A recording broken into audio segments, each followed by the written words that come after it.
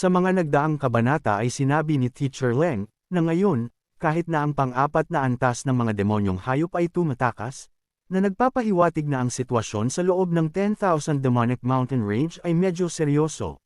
Dagdag pa niya na ang mga pagbabago sa loob ng 10,000 hanay ng bundok ng mga demonyo ay tinatayang lalampas sa inaasahan.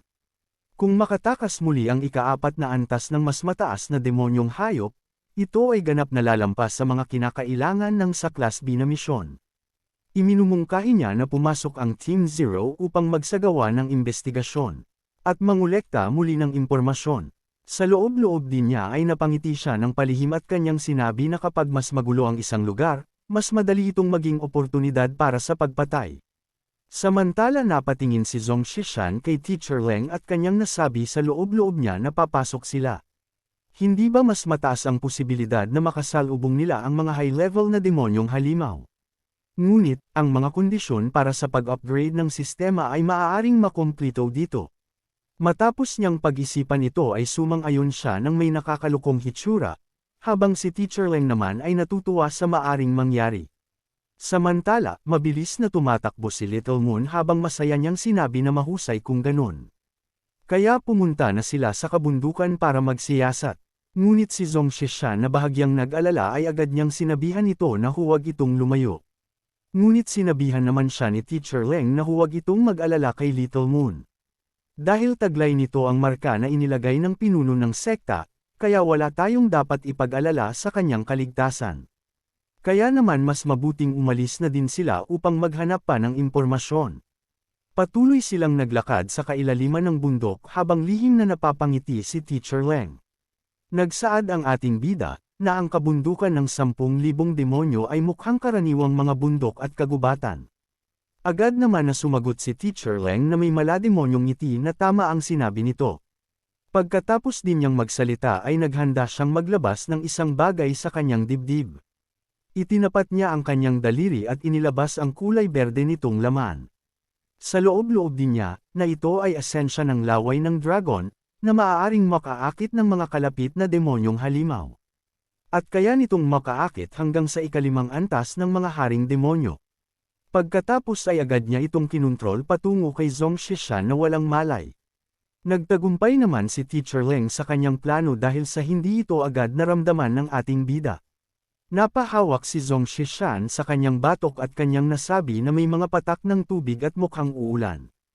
Kaya tinanong niya si Teacher Leng na kung may dala ba itong mahiwagang sandata na makakaprotekta sa kanya laban sa ulan. Ngunit nabigla siya nang makita niyang wala na sa kanyang likod si Teacher Leng. Kaya naman nasabi na lamang niya na kung saan na ito. Samantala tahimik siyang pinagmamasdan ni Teacher Leng, na sa loob-loob pa niya na ang layo na ito ay sapat ng ligtas. Narinig din niya na kinaya ng ating bida ang isang atake mula sa isang elder, at ang kanyang cultivation ay tila nasa Golden Core stage. Sa lakas ng katawan lamang, ang kanyang kapangyarihan ay halos umabot sa nascent soul stage. Ngunit, hanggat kaya nitong makaakit ng isang ikalimang antas na haring demonyo, tiyak na mamamatay siya rito. Samantala biglang nakaramdam ang ating bida ng mabigat na presensya na nagpatigil sa kanya. Kaya naman agad niya itong nilingon upang makita ang kanyang naramdaman. Subalit sa kanyang paglingon ay agad namang umatungal ang demonyo hari na mabilis na nakarating sa kanyang tabi.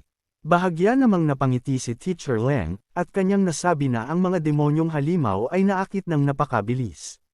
At ang asensya ng laway ng dragon ay talagang isang napakahalagang kayamanan para sa pagpapatibay ng katawan, at mayroon din itong matinding kakayahang makaakit ng mga demonyong halimaw.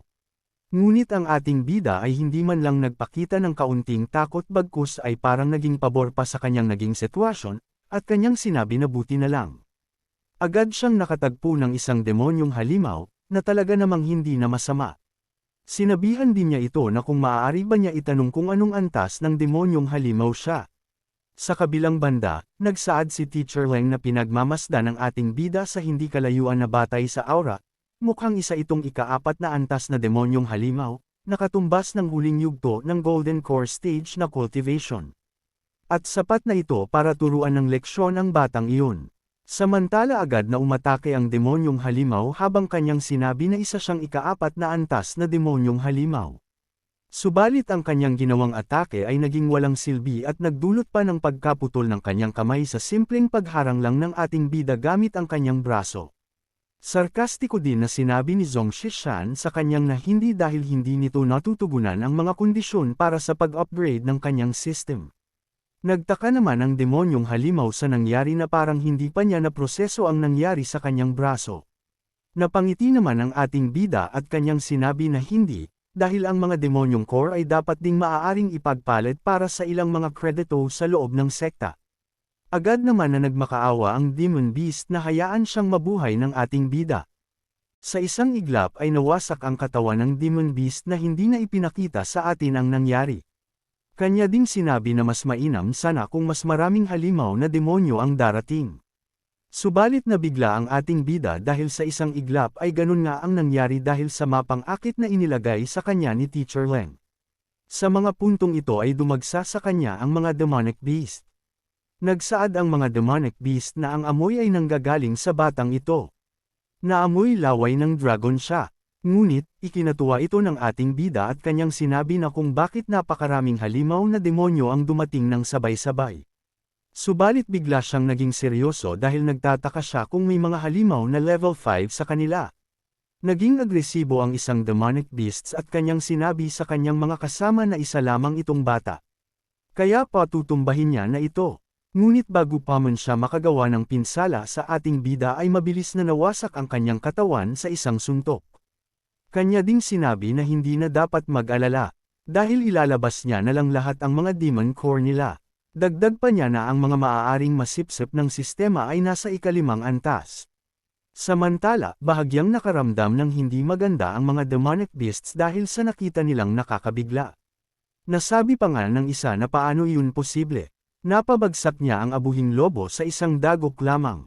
Binalaan naman sila ng isa na hindi normal ang batang ito. Huwag nila itong maliitin, at magkaisa sila at palibutan ito. At hahatiin nila ng pantay ang laway ng dragon kapag dumating ang oras na iyon. Agad na gumawa ng aksyon ang isa at kanyang sinabihan ang lahat na siya na ang mauuna. Agad naman na hinanda ni Zhong Shishan ang kanyang pamamaraan na kung tawagin ay bow step dumbbell. Ngunit mabilis naman siyang pinigilan ng dalawang poloka gamit ang mahahabang dila nito. Kaya ikinabigla ito ng ating bida dahil sa hindi niya inaasahan ang ganitong plano ng mga ito. Nasabi pa nga niya na itinali nila pareho ang kanyang mga kamay. Natuwa ang isang demonic beast, kaya kumpiyansa niyang sinabihan ng ating bida na patay na ito ngayon. Ngunit hindi naman siya iniwasan ng ating bida bagkus ay hinarap pa siya nito gamit ang kanyang ulo.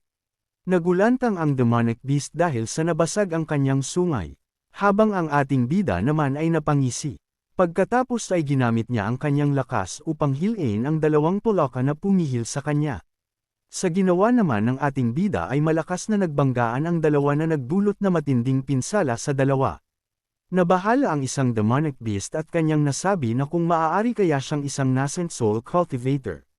Dahil sa kanilang hinala ay agad niyang inutusan ang kanyang mga kasamahan na tumakbo na sila palayo. Ngunit nagulat siya nang hawakan ni Zhuang Shishan ang kanyang buntot. Sinabihan din siya ng ating bida na hindi ito makakatakas. Nasaksihan din ito ni Teacher Leng ng malinaw kung paano pinaslang ng ating bida ang demonic beast.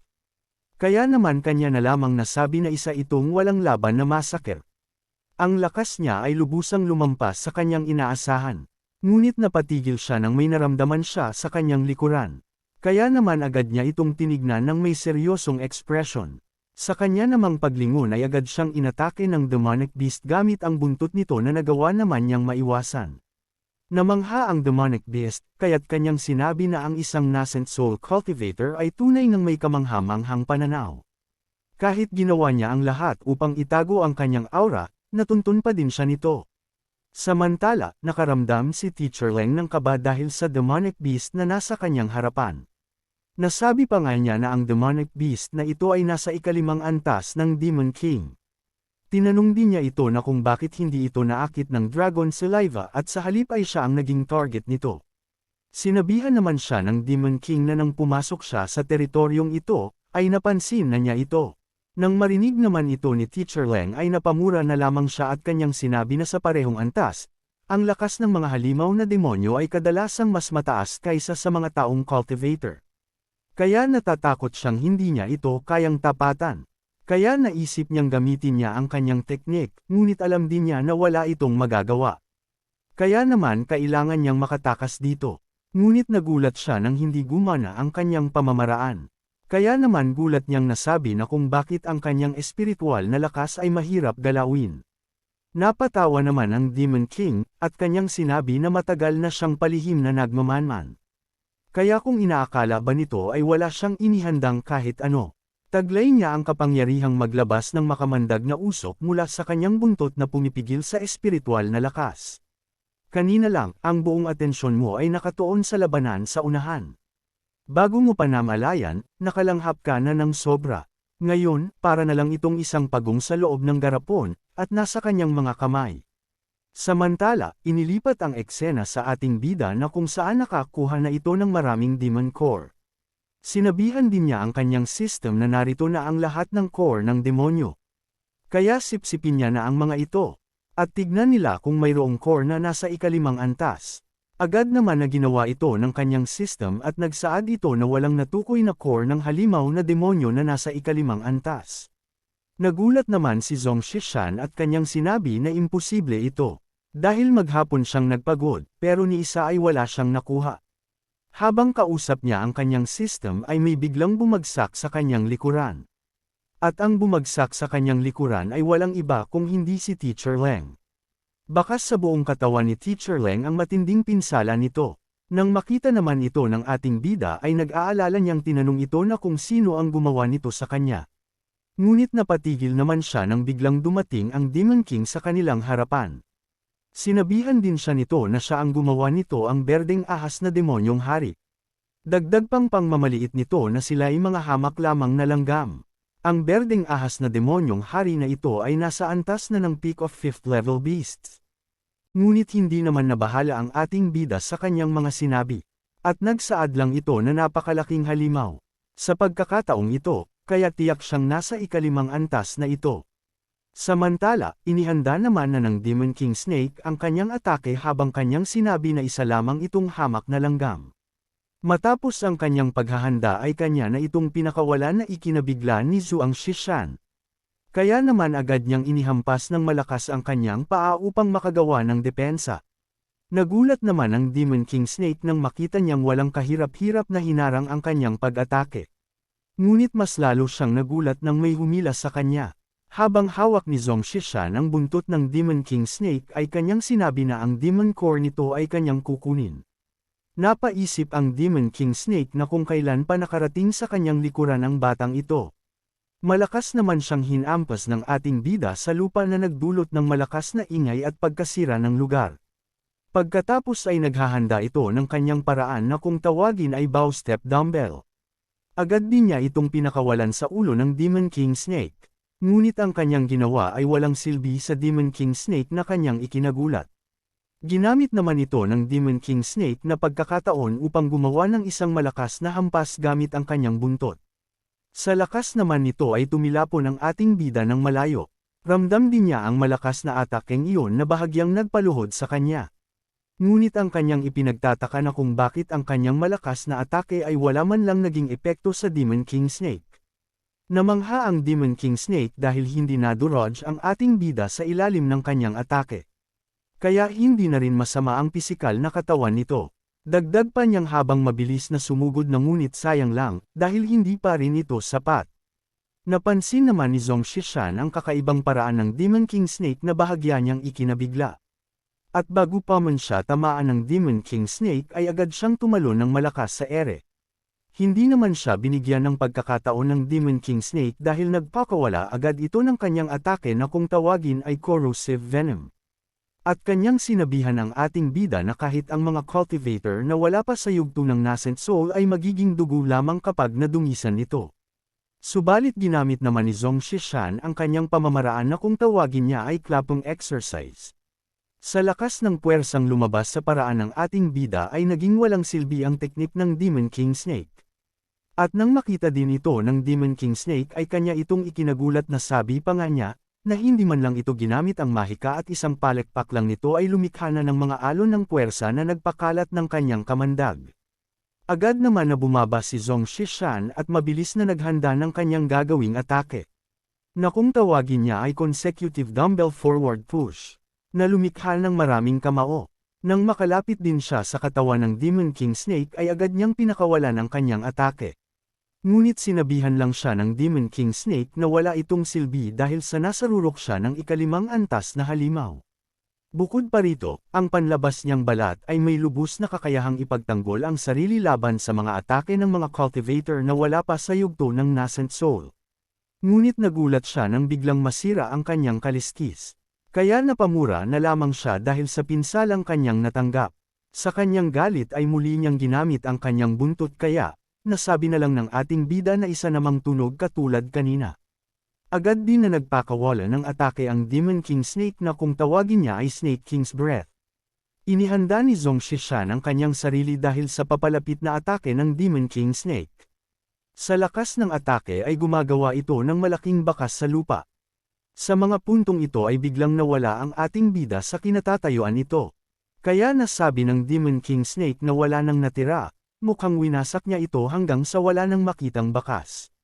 Nilapitan na din niya si Teacher Leng at kanyang sinabihan ito na ngayon, ito naman ang sunod. Dagdag pa niya na nasa iyo pa din ang Dragon Silva. Matapos niya itong sabihin ay ginamit niya ang kanyang pamamaraan upang makuha ang kanyang nais. Dahan-dahan naman na lumabas sa katawan ni Teacher Leng ang Dragon Silva. Kaya naman natuwa ang Demon King Snake at kanyang sinabi na sa wakas ay mapupunta na ito sa kanya. Ngunit bago pa man niya ito makuha ay biglang may kumuha nito na kanyang ipinagtaka. Ang ating bida ay biglang lumabas sa ilalim ng lupa na may seryosong ekspresyon. Mabilis din niyang kinuha ang Dragon Silva habang bakas sa mukha nito ang pagiging seryoso. Habang pinagmamasdan niya ang Dragon Silva ay kanyang sinabi na hindi nakapagtataka na palagi mong iniiwasan ang lugar ni Teacher Leng sa laban kanina. At dahil natatakot kang masira ang bagay na ito, ninas ang Demon King Snake at kanyang sinabi na ikaw, maliit na hampas lupa. Buhay ka pa rin, at nagtatago ka sa ilalim ng lupa. Matapos niyang magsalita ay mabilis siyang lumapit sa ating bida habang nakabuka ang malaking bunganga nito, at habang nangyayari ito ay sinabihan pa niya ang ating bida na kakainin niya na lamang ito ng buhay.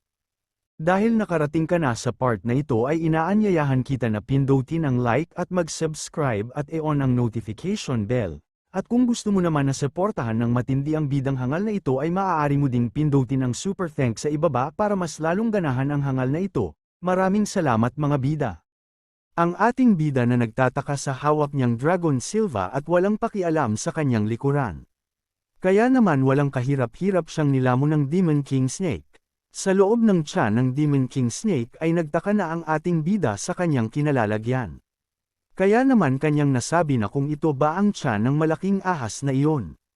Dagdag pa niya habang naghahanda ng kanyang atake na ang tandang iyon, kung mahirap wasakin ang panlabas na balat, mas madali itong sirain mula sa loob. Matapos niyang magsalita ay pinakawalan niya na ang kanyang atake, ngunit nabigla siya nang hindi gumana ang kanyang atake. Tinuwanan din siya ng Demon King Snake at sabay na sinabi nito na kung sa tingin ba nito ay isa siyang tanga. Dahil kung ang kanyang tiyan ay hindi kasentigas ng kanyang balat, sa tingin ba nito ay lulunukin pa siya nito? Wala namang kaalam-alam ang ating bida na ang kanyang kinatatayuan ay naglalabas na ng asid. Ilang sandali pa ay nakaramdam na siya ng sobrang init. Nagsaad ang Demon King Snake na ngayon, hintayin mo na lang na tunawin ka ng aking asido sa tiyan, at kusa kung maaabsorb ang laway ng dragon. Nagtaka naman si Zhuang Shishan sa dragon saliva na binabanggit ng Demon King Snake. Kaya agad niyang tinignan ang kanyang hawak at kanyang sinabi na kung ito ba iyon. Lumabas naman ang kanyang system at nagsaad ito ng isang paalala. Na ang dragon saliva ay may kapansin-pansing pagpapalakas na epekto sa pisikal na katawan. Naging interesado ang ating bida nang kanyang mabasa ang impormasyon ng dragon saliva. Kaya naman agad niya itong ininam upang masubukan ang epekto nito.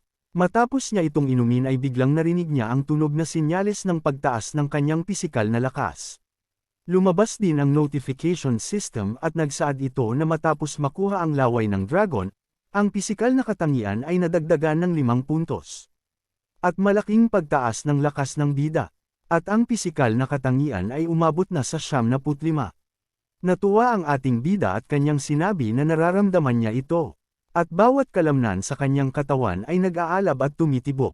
Dagdag pa niya habang naghahanda ng atake na sa pagkakataong ito, siguradong gagana na ito. Matapos ang paghahanda ng ating bida ay pinakawalan niya na ang kanyang atake. Napasigaw naman ang Demon King Snake dahil sa lakas ng atake ni Zhuang Zishan. Kaya naman nagtataka niyang sinabi na kung anong nangyayari. Na paanong biglang lumakas ng husto ang kapangyarihan ng batang iyon. Kahit na nilunok niya ang laway ng dragon, imposibleng masipsip niya ito sa ganoong kaikling panahon. At sapat na ang oras na iyon para tunawin ko siya. Samantala, sa loob ng kanyang tiyan ay ginamit ng ating bida ang kanyang pamamaraan na kung tawagin niya ay 100-meter dash. Dahil dito ay muling nakaramdam ang Demon King Snake ng matinding sakit. Muling gumamit ang ating bida ng kanyang pamamaraan na kung tawagin din niya ay jumping left and right. At dahil dito ay muling napasigaw ang Demon King Snake sa kaliwat kanang sakit. Kaya nasabi na lamang niya na kung anong ginagawa ng batang iyon sa kanyang tiyan.